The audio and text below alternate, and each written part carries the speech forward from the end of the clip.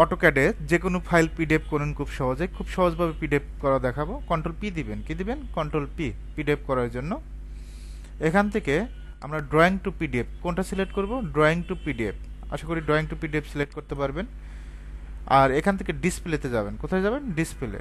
আপনি চাইলে পেপার সাইজটা সিলেক্ট করতে পারেন। এখানে A4 পেপার, A4 পেপার খুঁজবেন যে A4 পেপার কোথায় আছে। A4 পেপার A3, A4 বাংলাতে দুটোই চলে, একটা A3 একটা A4। আমরা A4 এ ক্লিক করব। কোথায় ক্লিক করব? A4। আর ডিসপ্লে থেকে উইন্ডো, পারবেন এ পর্যন্ত? তারপর আমরা এখানে একটা ক্লিক করব, এপাশে একটা ক্লিক করব। ক্লিক করার পর অবশ্যই এটা কিন্তু ড্রয়িংটা কিন্তু সেন্টারে নাই, সেন্টারে ক্লিক করবেন। এখান থেকে আপনি যদি হোয়াইট কালার প্রিন্ট করতে চান, সাদা কালার প্রিন্ট করতে চান, গ্রে স্কেল, ওকে। আর যদি বলেন যে কালার প্রিন্ট করবেন, তাহলে নানে ক্লিক করবেন। তারপর এখানে দুটো অপশন, একটা পোর্ট্রেট, ল্যান্ডস্কেপ। আমরা পোর্ট্রেটে ক্লিক করব, ড্রয়িংটা ফুল পেজে আসবে। ল্যান্ডস্কেপ ক্লিক করবেন, অর্ধেকে আসবে। আপনি কাজের জন্য যেটা প্রয়োজন সেটাই সিলেক্ট করবেন। পিভিতে ক্লিক করবেন, মাউসের রাইট তো চেনেন, অথবা এই যে প্রিন্টারের মতো যে আইকন, এখানে ক্লিক করবেন। এখান থেকে প্লটে ক্লিক করবেন।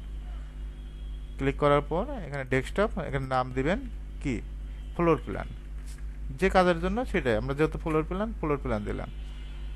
দেখেন অলরেডি কিন্তু পিডিএফ হয়ে গেছে, ওকে। এভাবে চাইলে খুব সহজে আপনি পিডিএফ করতে